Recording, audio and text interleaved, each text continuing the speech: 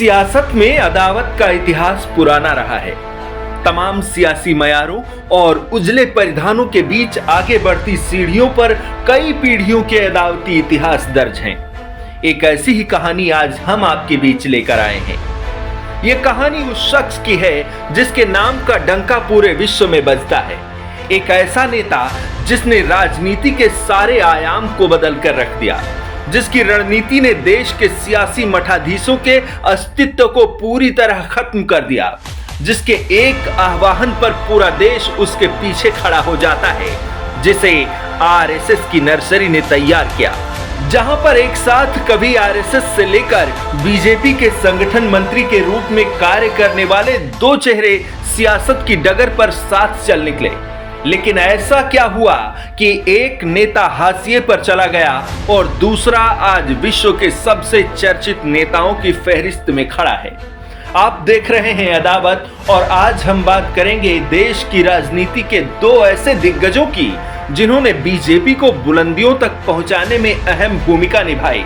लेकिन एक नेता अदावत के चलते हाशिए पर चला गया और दूसरा देश की सियासत का चमकता सितारा बन गया। साल 1989-90 के समय में आरएसएस ने अपने एक प्रचारक को भाजपा का प्रदेश संगठन मंत्री बनाकर गुजरात भेजा, जिसका नाम था संजय जोशी।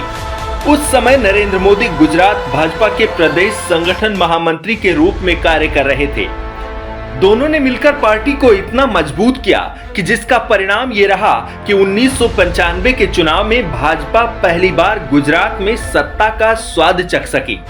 गुजरात के दो बड़े नेता केशुभाई पटेल और शंकर सिंह वाघेला के बीच में मुख्यमंत्री की कुर्सी को लेकर जंग चल रही थी, जिसका फायदा तीसरे नेता सुरेश मेहता को हुआ और उन्हें राज्य के मुख्यमंत्री की कुर्सी मिली। लेकिन इन सब घटनाक्रम के बीच नरेंद्र मोदी को गुजरात से बाहर करने की कवायद में लगे संजय जोशी सफल रहे और नरेंद्र मोदी को गुजरात से चलता किया, जिसका फायदा संजय जोशी को प्रदेश संगठन महामंत्री के रूप में मिला। संजय जोशी के चलते काफी प्रयासों के बावजूद भी मोदी की गुजरात में एंट्री नहीं हो पा रही थी।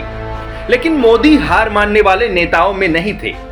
उन्होंने दिल्ली से लगातार गुजरात में मजबूत एंट्री के मौके की तलाश की और यह मौका नरेंद्र मोदी को 2001 के उपचुनाव में गुजरात के मुख्यमंत्री के रूप में मिला, जिसे मोदी ने खूब अच्छे से भुनाया और अपने सबसे बड़े प्रतिद्वंदी को गुजरात से आउट कर दिया। जोशी को राष्ट्रीय संगठन महासचिव की जिम्मेदारी तो मिली, लेकिन दोनों की अदावत और ज्यादा बढ़ती चली गई। 2005 में आए सीडी कांड में संजय जोशी एक महिला के साथ आपत्तिजनक स्थिति में नजर आए और वहीं से उनकी भाजपा से विदाई हो गई। जोशी के समर्थक तो इस सीडी कांड के पीछे मोदी की चाल बताते हैं, लेकिन बाद में सीडी कांड को फर्जी बताते हुए भाजपा में एक बार फिर जोशी की वापसी हुई। नागपुर के रहने वाले संजय जोशी और नितिन गडकरी दोनों ही 80 के दशक से साथ में संघ में कार्य कर रहे थे।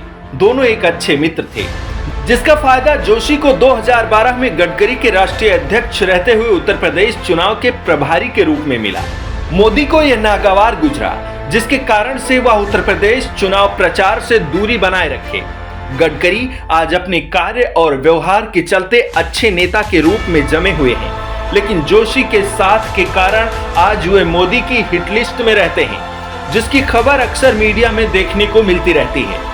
आज मोदी की पावर पॉलिटिक्स इतनी बड़ी हो गई है कि मोदी के खिलाफ उठने वाले सभी बगावती सुर कभी बुलंद आवाज नहीं बन सकते हैं। संजय जोशी की महत्वाकांक्षा नरेंद्र मोदी से अदावत के चलते गुमनामी में डूब गई। 2001 से आज तक मोदी ने कभी पीछे मुड़कर नहीं देखा।